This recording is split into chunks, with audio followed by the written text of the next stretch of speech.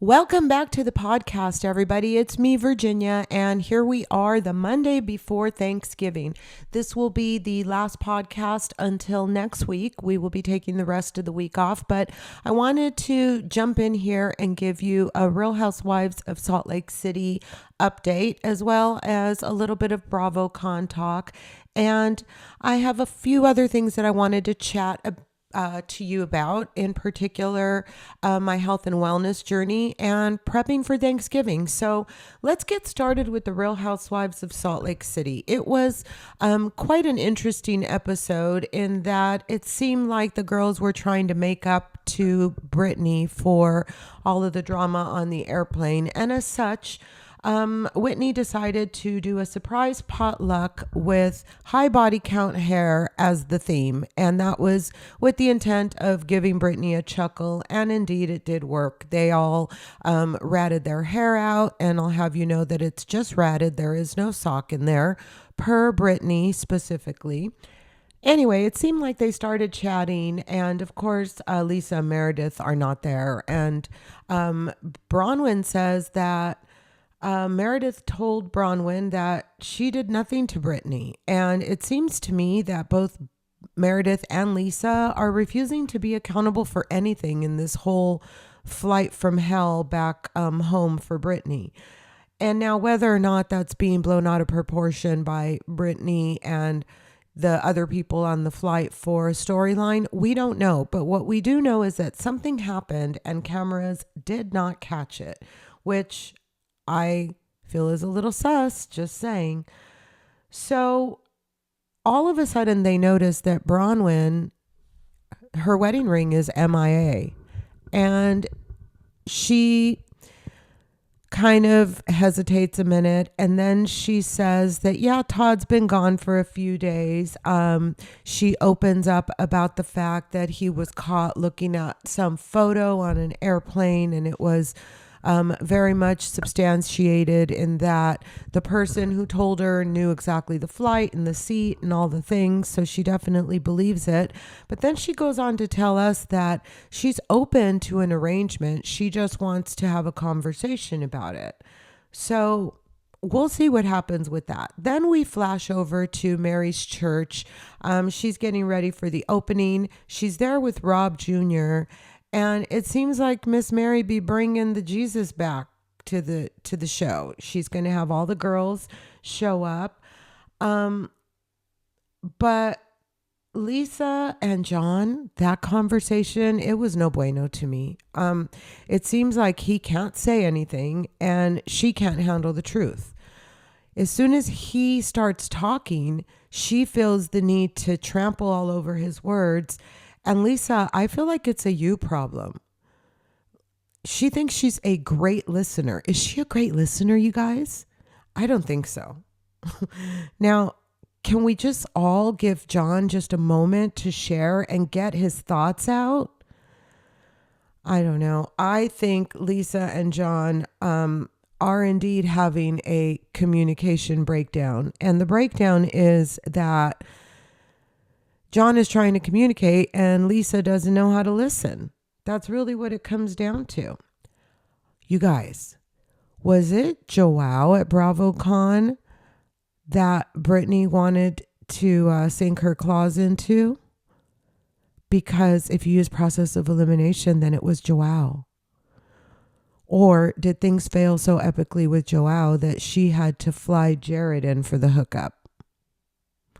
We know that Jared and Britani were, seen hanging all over each other 15 minutes after she did an interview stating that they were just friends and she was single. He flew in, and next thing you know, he's front and center at all her panels and all the things. I'm just going to say it. Jared and Britani are toxic, period.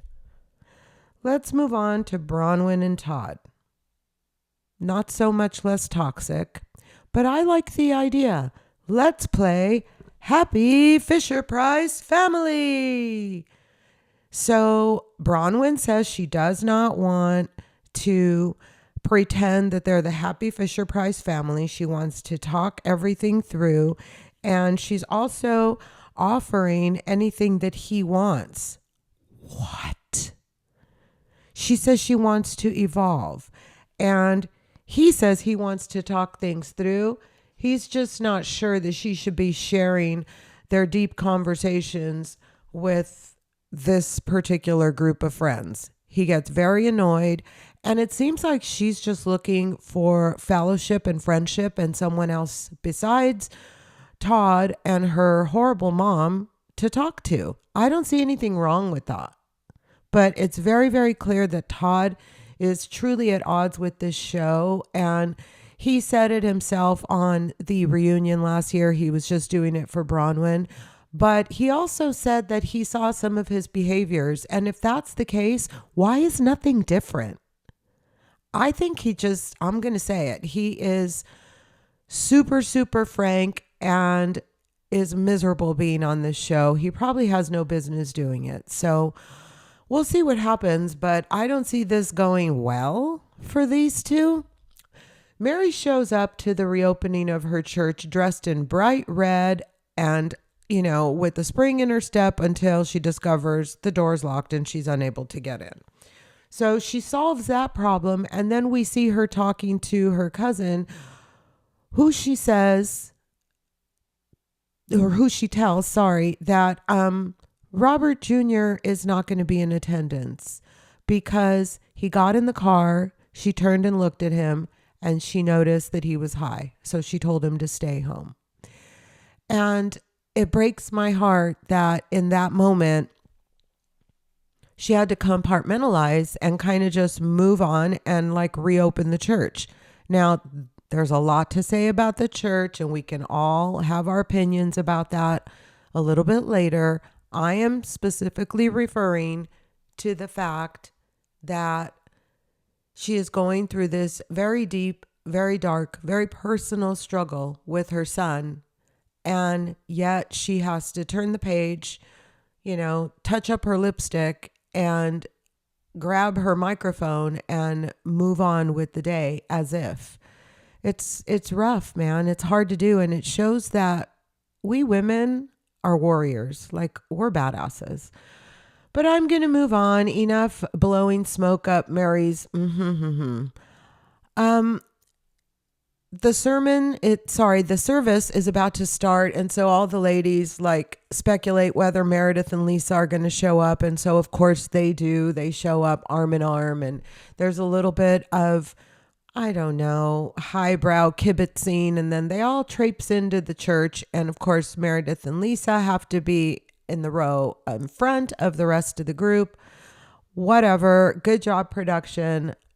Mary grabs her gold mic, makes a comment about how amazing it is, along with the sound system. And then through tears, she starts her sermon. And they pan to the audience, and baby girl Lisa is already in tears.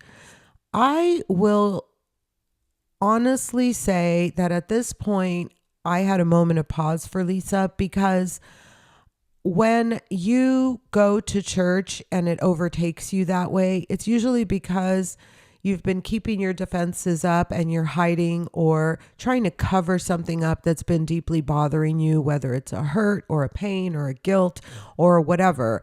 And I see that this is what was going on with Lisa. And so maybe it has to do with the pain that she's going through with the alleged marital issues that she's having with Jon. I mean, listen, if the prior scene was any indication, there's some shit going on. But alas, Mary too is in tears, mainly because she's talking about the fact that she lost her mom just a few months before. And if you're a regular viewer, then you know that there was no love lost between her and her mama.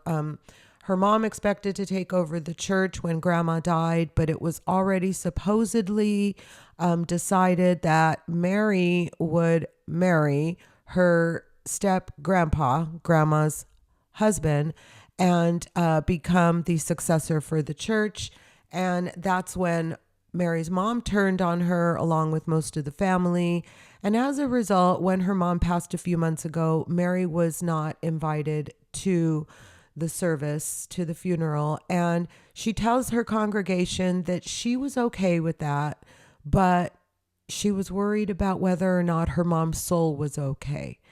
And I don't want to get into a religious conversation on this podcast because literally I'm covering a reality show, but there's some pretty deep shit beyond and behind this sermon. So, it really alludes to a lot of dysfunction and a lot of crazy. And I don't mean crazy in an ugly, politically incorrect way. I mean it in the way of there's a lot of chaos in this family dynamic, and it still rings true. Like, where's Robert Sr. in all of this? Robert Jr. isn't there. There's rumors that Robert Sr. and Mary have been broken up for a long time. They just have never made it official on paper. But I don't understand. I don't get it. Why isn't he at the opening? Am I missing something? What is happening? I don't know. Anyway, Mary has a successful service, and before long, all of the rest of the girls are crying and in some, state of emotion as a result of Mary's sermon. And she goes on to say kind little things about each of them. And Lisa tells us, kind of along to go with what I was saying a little bit ago, that most people go to church to fill a void. Well, I don't agree with that. I don't feel that filling my cup with my spirituality is necessarily filling a void. But I think I know what she meant when she said that. And it really kind of speaks to what I was just saying a little bit ago. Sometimes you're dealing with something heavy, and when you go to church, you didn't know that that's what you needed, but that's where you're able to have your release. But Lisa says that she goes to church to fill a void, and apparently she is an equal opportunity religious person, because in as much as she claims to be, I think it's Mormon 2.0, she calls herself, she also tells us that she donates tequila to the Church of Satan. Yes, she does. She says she does not discriminate. And so the show ends in prayer. And I'm going to leave you with that, because how do you top that? How do you top it, you guys? Well, let's talk a little bit about everything else going on in the Bravo verse, including and not limited to some of the tea that took place over at Bravocon. You all know that I was at Bravocon 2025, and it was a very busy, very buzzworthy and exciting weekend.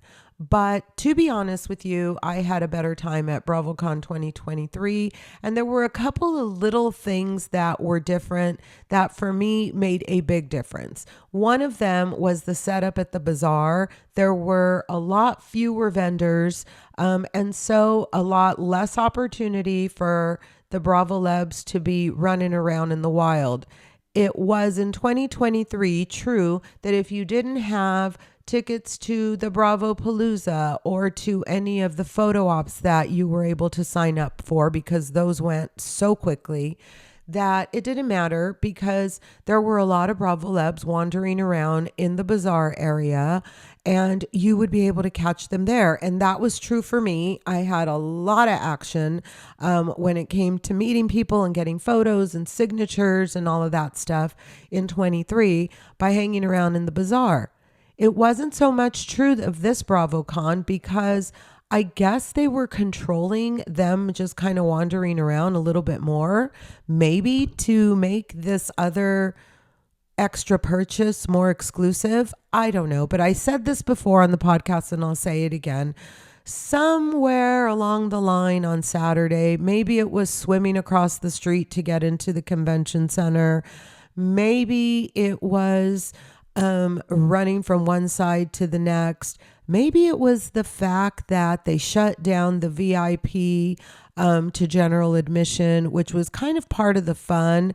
Was before in 23, if you were able to, if you sat far up enough in general admission, once they announced the show was going to start, if there were seats left in VIP, you could move forward.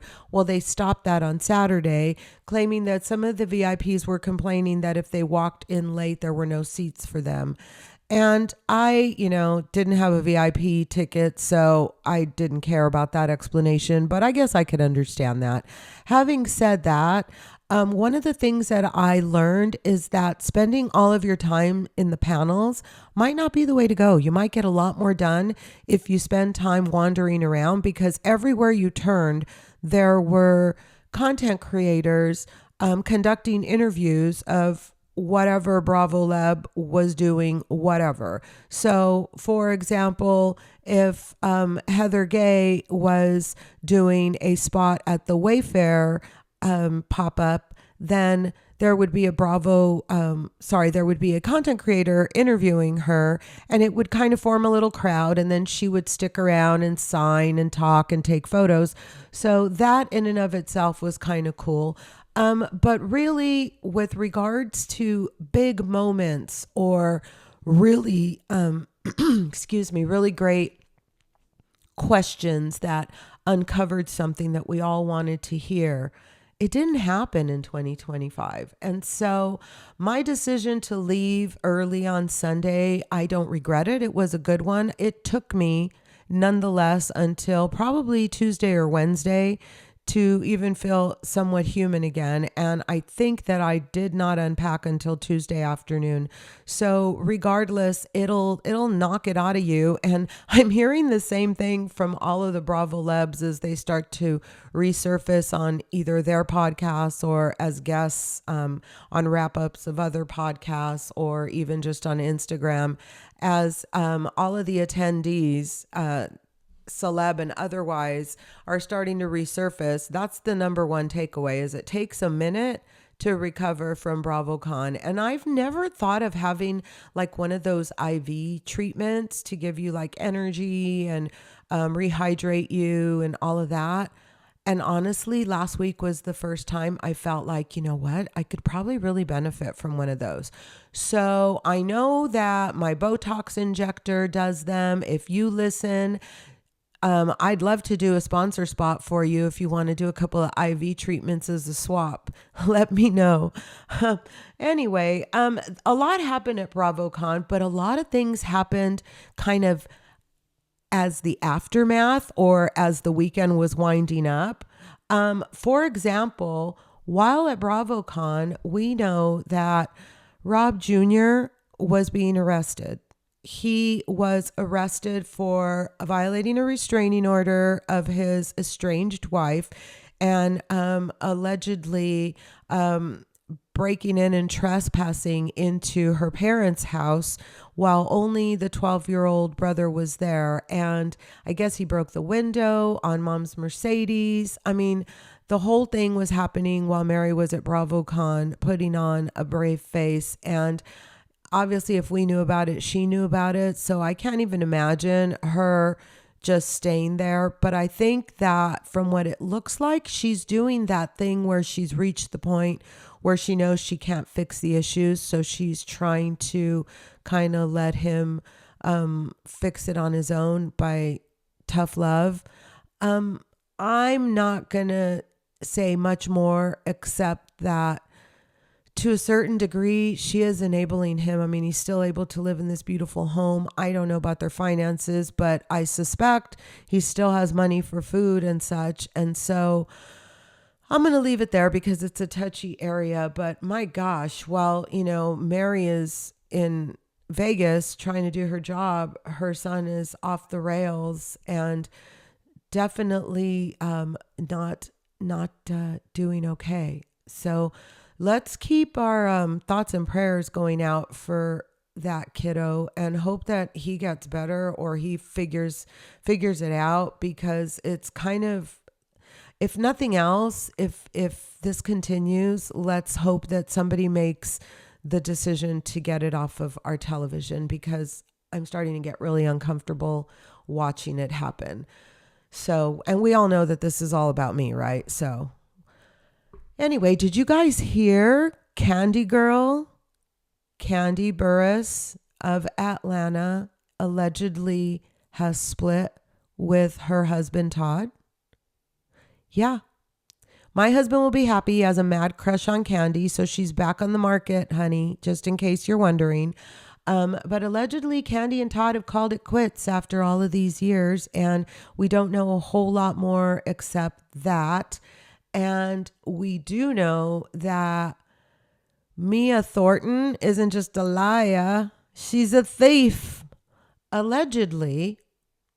Okay, well, there's nothing alleged about her arrest. We have photos, we have video. So here's the story. Mia Thornton of Potomac allegedly arrested in Atlanta for having stolen over $11,000 worth of home furnishings from an Airbnb that she had recently checked out of. You talk about ghetto. I mean, you could take the girl out of the ghetto, but Jiminy Crickets, she's going to take herself all the fine stuff that she saw at the Airbnb because she liked it. This girl can't get out of her own way. The story doesn't surprise me at all. So I'm going to move on. Also, while they were smiling and on panels and taking photos at Bravocon, Kathy Hilton and Sutton Strake were burglarized. That's right. Both of them on the same day had break-ins at their homes. I'm not sure if anything was taken from Kathy's home. Apparently, Kathy's husband, Rick, was in residence at the time of the break-in. No fallout or bad stuff happened there. And then at Sutton's, allegedly, apparently, a lot of handbags and stuff like that were taken. And she has since hired 24/7 armed security. So it's definitely a thing that has been happening lately in high-end areas where a celebrity leaves and there's a break-in. So there's some sort of a ring that has to be in cahoots about clocking when and where these people aren't going to be, because it's just too much of a coincidence that it's happening pretty regularly and pretty frequently, and nobody's caught this big O ring. Something's gonna give soon. What about Portia Williams being singled out by the FBI in regards to an alleged verbal altercation on her flight back from Bravocon? Well, you guys could all unwad your chonies. Everything's fine. She's been cleared. And apparently some of the other passengers on the plane came forward to say that it wasn't Portia who was the aggressor. It was the other passenger. So we don't have a ton of details, but we know that there was some sort of a complaint made by a passenger about some sort of altercation with Portia Williams. And in the end, our Portia was cleared. So good for you, because these housewives are falling like flies, you guys. And then we know that Sheena Shea, the wannabe Orange County housewife, allegedly, Sheena, you even make fun of it yourself. Anyway, you were definitely very present at Bravocon, but she got snubbed by quite a few people. And I spoke about this on the podcast over Bravocon weekend. When asked at the Valley panel about Sheena, nobody wanted to talk about her.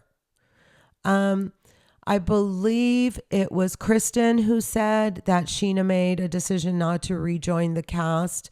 There's a lot of gray around that, whether or not she made the decision or whether they made her an offer that was so insulting that there was no real decision to be made. For whatever reason, she was still at Bravocon, and so was Brock. Allegedly running around on the loose, seen flirting with other Bravocon attendees all weekend. So Don't know what's going on there, but that's part of what I have it on a very good authority has occurred. What else has happened? What else has happened? Oh, you guys, Jen Shaw's going to be home in time for Christmas. For all of those of you who were wondering if you need to get her a hostess gift for her holiday party. Yes, sir. She's being released on December 10th. So she was supposed to serve something like 6.5 years. And I know time's flying. Maybe it was even more than that. Anyway, I know time's flying, but this girl didn't even serve half of her sentence. And so what I say to all of you out there is, I guess if you're going to do a crime and not want to do the time, now's the time to do it, because these people are getting out in a hot second for having done some pretty serious shit. What about Jeff Lewis's comment about Monica and the SNAP benefits? Why are we making Bravocon politicized? We all know that we come from two very different sides of the line there when it comes to how people believe and what they think about these government benefits. So bringing it up at a convention that is for fun and, getting to know and having opportunities with people that you watch on TV basically to let loose and forget. Not your very best moment, Jeff Lewis, but then again, that does not surprise me. Not at all. Well, let's talk a little bit about TLC news, because I haven't talked TLC in a while and I am still watching the shows behind the scenes. Honestly, you guys, sometimes not having to recap is what keeps the joy in the show for me. So even though sometimes I really want to share what's going on, part of the fun is just being able to keep it all to myself. But there's a lot of TLC news going on. For example, Jasmine Pineda, she's Jasmine and Matt now, used to be Jasmine and Gino, just had the little girl, Matilda. She's pregnant with twins. She and Matt announced that they are going to have twins together. So congratulations. I have to throw in this little ounce of shade. I just hope she's working on getting her other children here to the United States. Okay, I said it. And Brandon and Julia had a baby boy. Congratulations. Now, there was a lot of speculation. For some reason, people were spreading the rumor that Julia was pregnant with triplets. And then there were a bunch of memes that had a picture of Brandon and Julia holding a baby that looked exactly like Mama, i.e. AI. But alas, the baby is here. It's a healthy baby boy, and congratulations. And speaking of babies, Emily and Kobe have just announced that they're pregnant with baby number 4. So congratulations to them. They are building a beautiful family. And honestly, TLC is showing some stick-to-itiveness with these couples. Some of these people are going on to make lives and families and have 10-year anniversaries. I think that's more than the Bravoverse can say, or some of these other shows. I don't know. Anyway, you guys, I cannot believe that we are 3 days away from Thanksgiving, but we are 3 days away from Thanksgiving. And with that said, I want to talk a little bit about my health and wellness journey that I started with my friend Jen. Jen has a podcast, the Jen Baker podcast, and she and I decided to collaborate together to work on my health journey, which primarily was to help me with chronic pain, inflammation, headaches, sleep disturbances, things like that. And, we all know it all comes through diet. We all know that what you put in is what you get out. And so Jen and I are going to work together on this health and fitness journey that essentially starts with somewhat of a detox. Well, unfortunately, Jen has had some personal family issues. And if you listen to her podcast, you know a little bit more about exactly what they are. I don't feel it's my place to elaborate, but she did say that I could say that much. And as such, it has made it a little more difficult for us to connect and kind of get started in the way that we had originally planned. And that's why she wasn't able to go to Bravocon. And it kind of threw us for a little bit of a loop, but we were able to get together and have a conversation about getting back on track. And so I wanted to let you guys know that I have not forgotten that I made this commitment, and I have not forgotten that I promised I was going to keep you guys updated. But really, there has not been a ton going on. What I can tell you about my own personal journey is that I had started on estrogen patches 3 weeks ago, and I had also stopped GLP-1s maybe a month and a half, 2 months ago. And I don't know if it was just being tired from Bravocon or if it was a culmination of all of the things and if I was trying to come down with something, but I just crashed. I was blue, I was tired, and I realized something was going on and I needed a reset. And I was not going to be so hard on myself and on my body that I was going to get myself out there and just beat myself up and not take care of myself. I needed a little bit of self-love. And so that's what I did. I spent a lot of time in reflection and just kind of thinking about how I want to move forward. It didn't help that it was rainy and gloomy, so that kind of helped add to the dreariness of my mood. But by the end of the week, I felt better. I think it was somewhat of the exhaustion. So I was told that it could be that my hormones were being thrown off because I was putting estrogen into my body. And usually, we have estrogen and we also have testosterone or progesterone or another balancing hormone. And so that could be it. We don't know, but we're going to get to the bottom of it. And then I had another bone scan, and I think this kind of added to my bummer, man. I had another bone scan, and I've announced it here before. I have osteoporosis, and it came on hard and heavy. And so I had a bone scan 2 years ago, and the doctor requested that I have another. And at the time, they wanted to put me on a medication that I did not want to go on. And I've talked about it a little bit on the podcast before, so I won't bore you with all of the details. But in its place, I, have tried to do some other supplements. And I'll be honest, I haven't been 100%, religiously faithful with them. But I did try. And so they ordered the new bone scan, and I had a conversation with my doctor last week with reviewing the results. And the doctor was concerned that there had been significant deterioration over the course of 2 years. And of course, told me that the best course of action is to go on this medication. And I'm still kind of fighting it because I've worked really hard to get off of medications. I've had high blood pressure since my early 30s, and I was on a lot of blood pressure medications. I'm happy to report that I'm on half of a blood pressure medication now.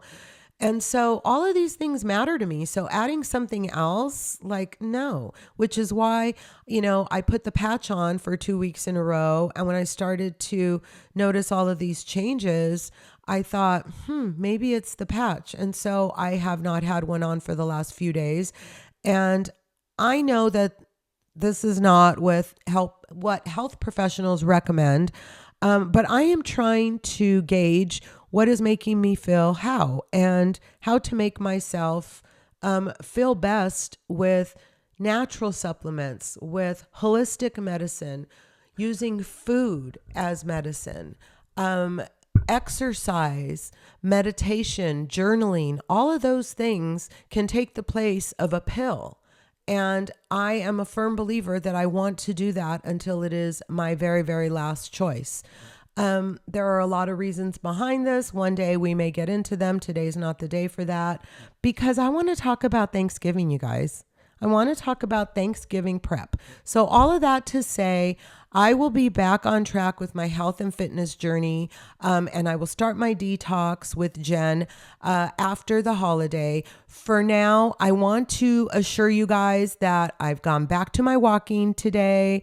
I had a very tall order from my coach to increase my walk to 2 times a day. So I'm going to try to honor that request this week. I think it's good for me anyway, because I got a lot of things to do and I need to have a spring in my step to do it.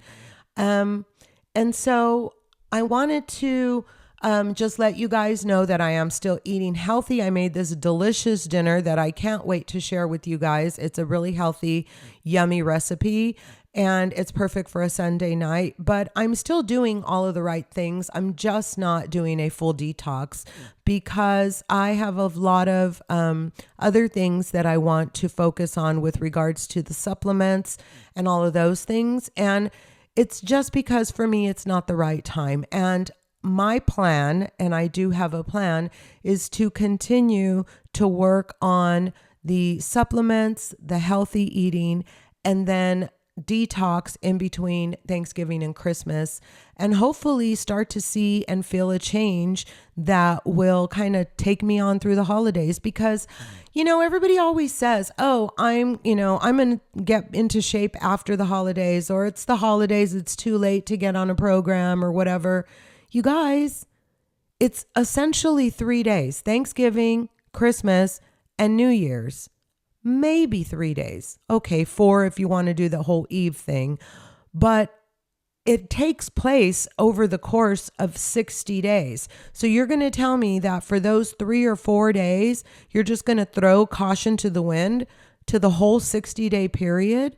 It's not necessary. We can continue to do well, to eat whole, healthy, good, clean foods, to have a splurge every now and then, and still to have a nice holiday and not feel neglected or like we are not able to participate with our family. There are other things, and believe me, it's hard for me to say this because I'm a foodie, but there are other things besides the food for the holidays. There's the fellowship, the camaraderie, play games. We do karaoke. There are so many other things to look forward to besides the food that you can still enjoy and imbibe without throwing it all to hell in a handbasket for the entire months of November, December, and half of January because you have leftovers. So let's talk about getting prepped for Thanksgiving because it's Monday. It's time to get our shit together and start prepping. If you're hosting, then you probably spent some time at the grocery store over the weekend, or at very minimum, making your lists and preparing and stuff like that. And so one of the things that I would say is a really good tip is make a master list, type it out, and save it on your computer, because we eat the same things year after year. And sometimes you go, gosh, why am I starting all over again when I did this, 364 days ago? So why am I not just having something to start with as a blueprint? And then for those years where you want to try something new, or you add a dish or you subtract a dish, then you just amend your list accordingly. So start off with the master list. And then once you get your stuff done, then fine. I've done all of my shopping except for my produce, which I will go do today. And for me, Thanksgiving starts on Monday as far as the cooking. Today, I'll be making all of my broths. If you've listened to any of my podcasts all along the way, then I've given you the tip to save all of your scraps. If you're cutting a carrot or a celery or a cauliflower, or if you're peeling onions or garlic or taking the seeds out of your peppers, I keep a big freezer bag. And I just throw all my scraps into it and I just keep them frozen. And when the bag is full, I throw it in some water with some peppercorns and some bay leaf and whatever other seasonings, depending on what you're trying to achieve. And I literally just simmer it all day. Then I strain it and I put it into containers and freeze it. And I have vegetable broth. I do the same thing with like chicken bones and stuff like that. And then I have a chicken broth. And then I even do it when I am making shrimp and I peel my shrimp. And then I have a seafood broth. So today I will be simmering all of my broths, getting those strained and getting those ready. I will also be making my cranberry sauce because I'm going to be making an appetizer that I'll be putting together on Wednesday. And cranberry sauce is one of those things that tastes better the longer it sits. So if I make it today, it'll be exactly the way I want it by Thursday. I'm also going to this evening shop and store some of my veggies in my really cool new silicone bags that have taken the place of my plastic baggies. And so everything will be washed and cubed and ready to go for my stuffing. And then I'm also going to be cubing and dehydrating my breadcrumbs for the next couple of days. So I'll get that started today. And honestly, you guys, that's a tip. I know Mrs. Cubbison's and all of the girlfriends have the breadcrumbs in the stores already cut and cubed and made and seasoned in some cases. And I do buy a couple of the cornbread ones sometimes, but buy a loaf of bread that you love, cut it up in cubes, throw it on some sheet trays, leave it out on the counter. You can season it. I do Italian seasoning on mine. I do not put salt and pepper, but I do heavy Italian seasoning. Kind of mix it around. The moisture will hold the seasoning on. And you have breadcrumbs for a fraction of the cost. And also, it doesn't have all the extra crap in there that the breadcrumbs at the store have. So that's another one of my tips. And what else will I be doing today? Oh, I am going to be baking my pumpkin pies today. So hopefully after this podcast, I will get my morning stuff done, and then I will either go pick up or my children will be kind enough to drop off my grandchildren, and we will be baking pies today. And I don't know that I will get like the fruit pies done just because I think I want to wait one more day for that. But I think I will definitely work on the pumpkin pie today. And if I'm going to do a pecan pie, I would do that today as well. So those are some of my tips for the Monday timeline. The whole thing kind of continues forward in that, there's a list of things to do on Tuesday and a list of things to do on Wednesday. And this is kind of how I have always handled it because there's a lot to do. And if you don't have any structure, then you're going to struggle on Thursday. So tomorrow I'll be baking all of my pies. I'm going to be getting my potatoes peeled and cubed, and I'll store them in some cold water in a glass container. I will be getting all of my leafy greens prepped and cleaned. And then Wednesday, I usually set my table while my husband is getting the turkey brine going. Well, I make the brine, but then he preps the turkey, drops the turkey in the brine. And while he's doing that, I usually try to get the table set.